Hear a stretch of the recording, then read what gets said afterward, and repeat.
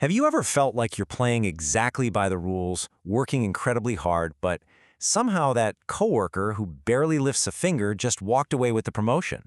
Well, welcome to this explainer. Today we're diving into a really fascinating analysis of Machiavellian power dynamics straight from our source material. And listen, the source makes a huge, bold promise right out of the gate. It claims that once you understand these 7 rules of dark psychology, it's going to permanently shift your worldview. The idea is that you'll become what they call dangerously intelligent, meaning you'll be practically immune to being manipulated or used by others. Which brings us to a seriously frustrating question.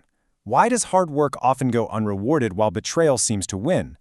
It's a super relatable and, let's be honest, exhausting reality of office politics and just life in general. The source material frames this as the absolute core problem we all face. It suggests that if you're stuck constantly asking yourself this, what you really need is a psychological awakening. You need to understand how the board is actually set up rather than how we so desperately wish it was set up. And honestly, this quote from Machiavelli, highlighted by the source, hits the nail on the head. Basically, the interpretation here is that most people are just sleepwalking through life. They deeply want to believe words and promises because, well, it's comfortable, right? But because of that very natural desire to trust in a fairy tale, they make themselves incredibly easy targets for deception. So our goal in this explainer is to wake you up from that sleep using this exact framework. Okay, Phase 1, Shattering Societal Illusions. Let's look at seeing the world as it actually operates. So, Rule 1. Think about all those dizzying, empty promises we hear all the time, compared to the hard evidence of actual behavioral patterns. The source makes it crystal clear. People simply don't mean what they say. Words cost literally nothing. Promises? They're often just whatever sounds good in the moment to get what they want or to avoid an awkward conflict. To stop being manipulated, you've got to break the hypnosis of words. Start basing your decisions entirely on behavioral patterns. If someone says they value you, but their actions constantly show you otherwise, believe the actions. They are the only truth. Moving to Rule 3, this introduces the concept of leverage. Imagine the heavy stones of raw merit just struggling on the short end of a seesaw, while leverage effortlessly lifts them up from the other side. We're always taught that merit and hard work alone will bring success, but the source argues we're actually operating in an inherently unfair system. The world doesn't just hand out rewards for keeping your head down and grinding. It rewards leverage. It rewards visibility, making absolutely sure the right decision-makers see your work, and it rewards strategic timing. Sure, merit matters, but leverage? That's what actually gets you the promotion. Now, if you find yourself constantly complaining that office politics shouldn't be this way, well, the source has a pretty harsh warning for you wrapped up in this quote. It emphasizes that sitting around, waiting for the world to magically become fair, or complaining about how things should be, is basically a fast track to self-destruction. You simply can't play the game using idealized rules that don't exist.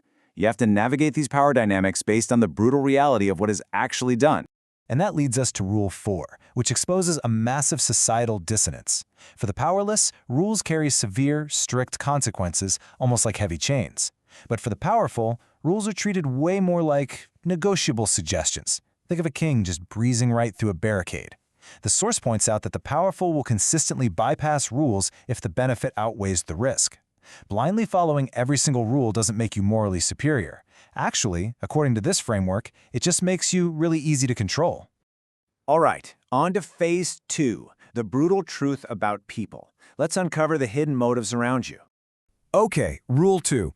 The source claims that absolutely everyone operates on self-interest, no exceptions.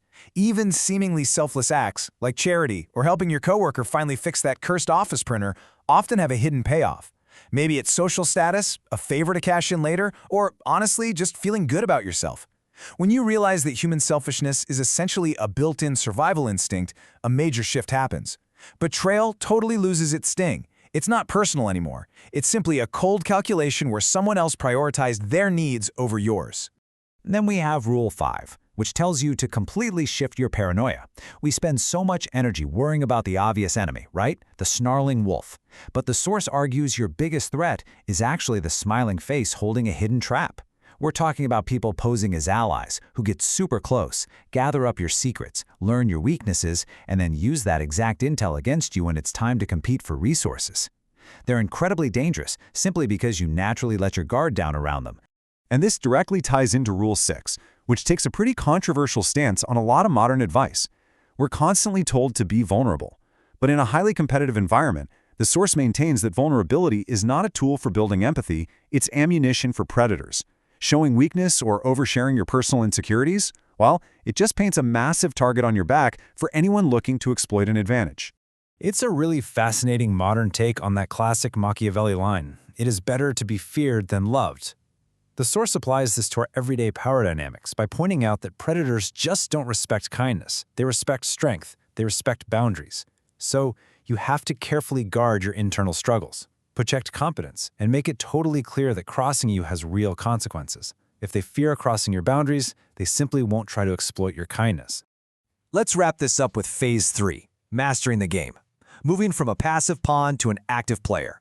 So if you're the kind of frustrated person who just wants to cover your ears and think, you know what, I'm just going to do my job and ignore all this office politics nonsense, the source delivers a pretty harsh reality check. Refusing to play doesn't make you morally superior. It just turns you into the pawn being pushed across the board by somebody else. The Machiavellian reality here is that you are in the game whether you want to admit it or not. And the people who are willing to play, they'll just use you to advance their own positions. To stop being that pawn, you need a strategic awakening, which breaks down into 3 vital steps. First, observe the board. Stop just reacting to things and start being highly intentional about your positioning. Second, spot the traps. You've got to develop the intellect of the fox to recognize manipulation before it actually hits you. And third, frighten the wolves. You need the raw strength of the lion to assert your position and defend your boundaries, and do without a single ounce of guilt. So let's quickly pull these 7 paradigm-shifting rules together to see how we navigate these dynamics. By prioritizing actions over empty words and just expecting self-interest at every turn, you stop waiting around for fairness and you start building leverage. Once you accept that rules are inherently unequal, you naturally start guarding against those false smiling friends, you hide your vulnerabilities, and you finally accept the ultimate truth.